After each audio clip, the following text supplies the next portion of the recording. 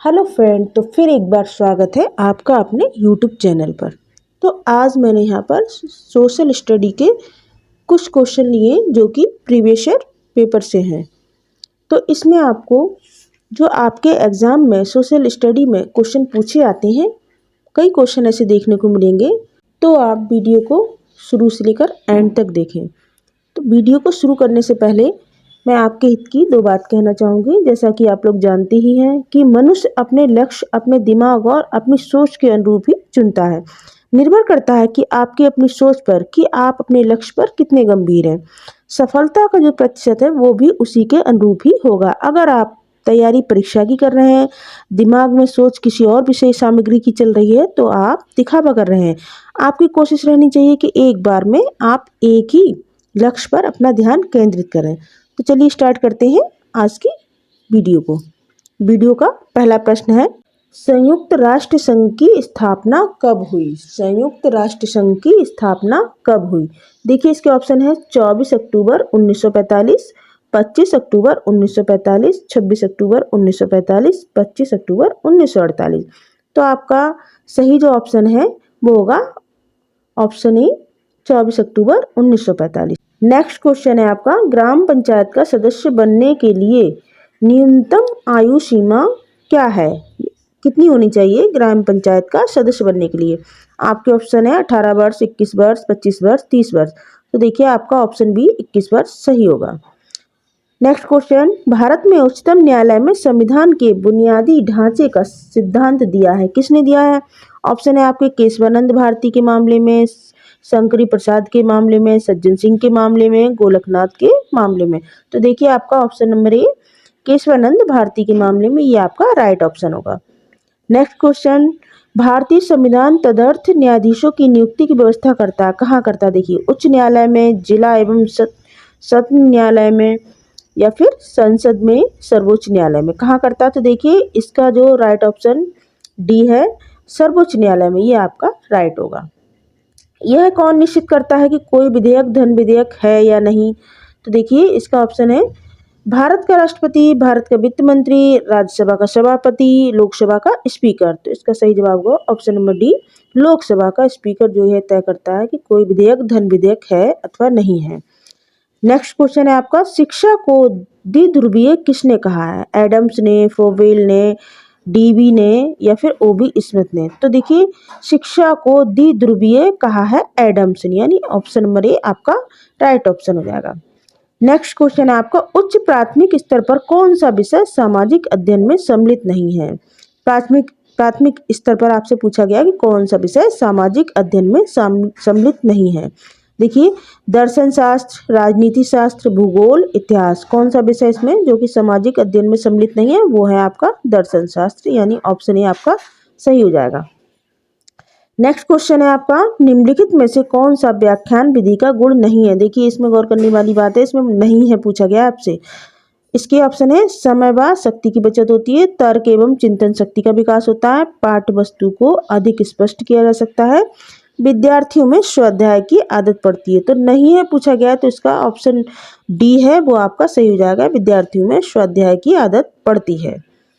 Next question है आपका, शिक्षक को श्यामपट्ट पर लिखते समय कितने अंश के कोण पर खड़ा होकर लिखना चाहिए?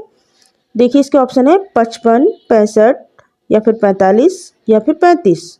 तो देखिए इसका राइट ऑप्शन हो जाएगा 45 अंश के कोण पर खड़ा होना चाहिए, जिससे कि बच्चों को श्यामपट्ट पर जो लिखा हुआ होता है वो देखने में परेशानी ना हो। तो आपका ऑप्शन नंबर सी सही हो जाएगा।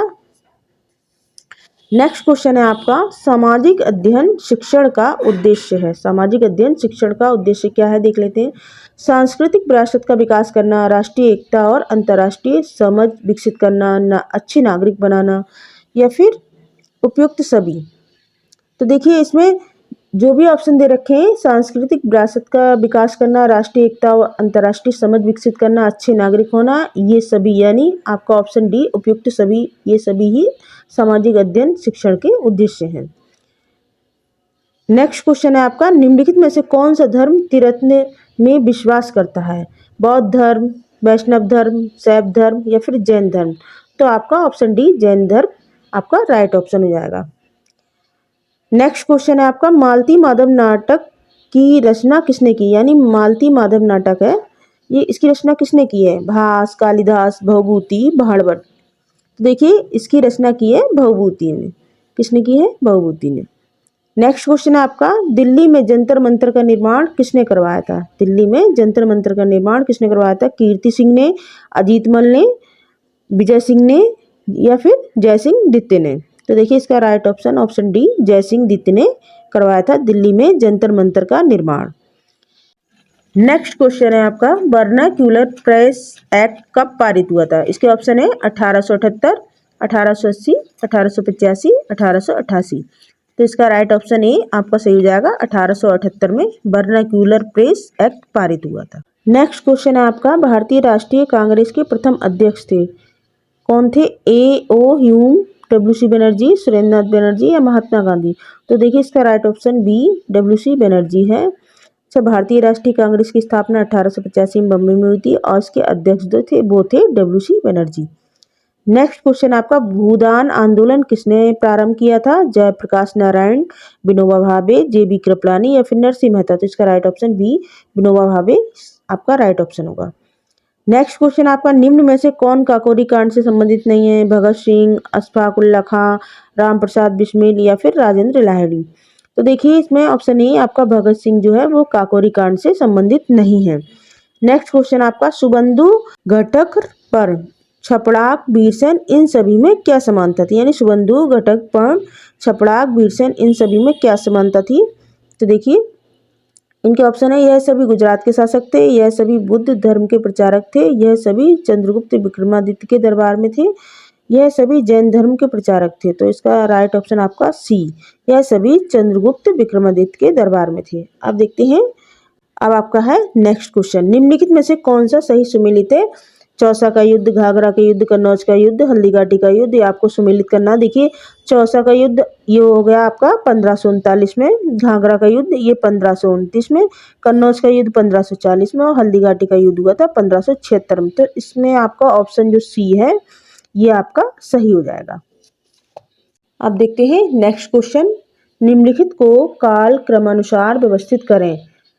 इसमें है आपका Warren Hastings, Clive, Lord Wellesley. इसमें देखिए कालक्रम पूछा है कि पहले कौन आया था। तो देखिए सबसे पहले आया था क्लाइव, इसका शासन रहा, फिर इसके बाद में वारेन हेस्टिंग्स का, उसके बाद लॉर्ड कॉर्नवालिस और सबसे एंड में आए थे लॉर्ड वेलेस्ली। नेक्स्ट क्वेश्चन है आपका, भारत के निम्न में से किस राज्य में सुंदरबन पाए जाते हैं। तो देखिए आप सबको पता होगा कि पश्चिम बंगाल में सुंदरबन पाए जाते हैं, ये इसका राइट आंसर होगा। नेक्स्ट क्वेश्चन आपका, निम्न में से किस नदी पर हीराकुंड बहुउद्देशीय परियोजना का निर्माण हुआ है। इसके ऑप्शन है महानदी, चंबल, सतलज, यमुना। तो देखिए महानदी पर हीराकुंड बहुउद्देशीय परियोजना का निर्माण हुआ है, ये आपका राइट ऑप्शन हो जाएगा। ये कहाँ पर है, उड़ीसा राज्य में है।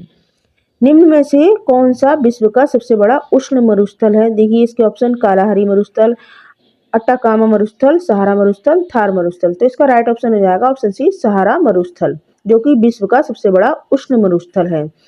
नेक्स्ट क्वेश्चन, निम्नांकित महासागरीय धाराओं में किसका पड़ोसी तट पर गर्म प्रभाव पड़ता है। ये ओयासियो, कैनरीज, ब्राजील, वेनेजुएला। तो देखिए इसमें आपका ऑप्शन सी ब्राजील आपका सही आंसर हो जाएगा। ड्राकेंसबर्ग पर्वत निम्न में से कहाँ स्थित है, चीन, स्विट्जरलैंड, दक्षिण अफ्रीका, श्रीलंका। तो देखिए ये ऑप्शन सी आपका दक्षिण अफ्रीका, यहाँ पर ड्राकेंसबर्ग पर्वत स्थित है। निम्नलिखित ग्रहों में से वह कौन सा ग्रह जिसका कोई उपग्रह नहीं है, पृथ्वी, मंगल, बृहस्पति, बुध। तो देखिए इसमें आपका राइट आंसर हो जाएगा बुध, जिसका कोई उपग्रह नहीं है। इसके अलावा शुक्र का भी कोई उपग्रह नहीं है, यदि बुध के अलावा ऑप्शन में शुक्र दे रखा हो तो उसे भी आप राइट लगा सकते हैं। सिलवासा राजधानी है, सिलवासा राजधानी किसकी देख लेते हैं। ऑप्शन लक्षद्वीप की, दादरा एवं नगर हवेली की, दमन द्वीप की, अरुणाचल प्रदेश की। तो देखिए राजधानी है सिलवासा, राजधानी है दादरा एवं नगर हवेली की।